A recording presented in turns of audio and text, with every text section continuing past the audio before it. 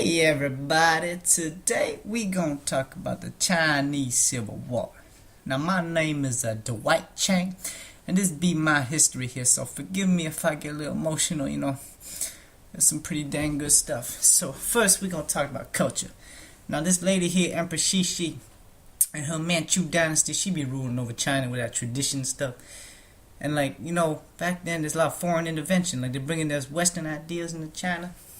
And it wasn't that good because it was bringing democratic education. Let's talk about one guy now. His name is Sun Yat-sen.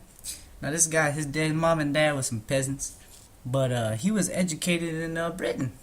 Had pretty cool stuff, man. He was educated on democracy and all that cool stuff. And he looked at Empress Cixi. He said, "Hey, man, she be evil, man. Her and that Manchu people, they're cruel, man. So I'm gonna revolutionize China because I can see that, China's on a economically backwards train. We're going back in time. Like, our economy is so bad and all that stuff. So, I'm gonna revolutionize China. I'm gonna do these people a favor.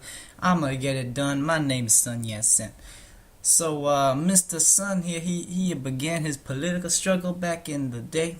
He based himself in Guangzhou. That place back in the southern China there, Guangzhou. Yeah, right there.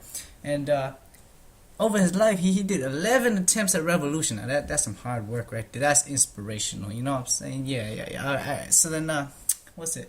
He led a group named Dare to Die. Them little swords there. And what they did was they smuggled guns and all that cool stuff back in China in little trucks. Trying to start a revolution. And Sun, he worked as a doctor, as a cover-up. Unfortunately, though,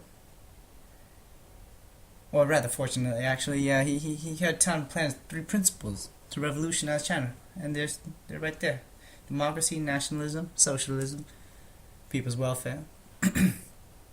Unfortunately, he had to work hard to get that done. He had to raise money in the U.S.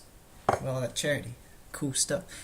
Unfortunately, now Sun had to escape to Tokyo after a failed revolution attempt, but he still came back in disguise. Now let's talk about another guy right here, Yuan Shikai, the guy with the mustache. Now this guy is a general for the Manchu, which are now ruled by Puyi, the child emperor. Now after the Double Tenth Rebellion in 1911, man, they had a big fight, him and the rebels, Yuan Shikai and the rebels, and Yuan Shikai, he won, man. So he deposed the Puyi, made himself emperor, but then he died of a stroke.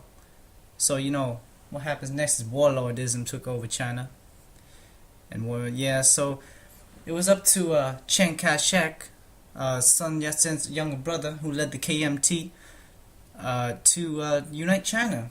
And he did this by first he merged with the CCP, the Communist Party of China, and he led the Northern Expedition all the way up to Shanghai, but he didn't like them communists too much, so he massacred them.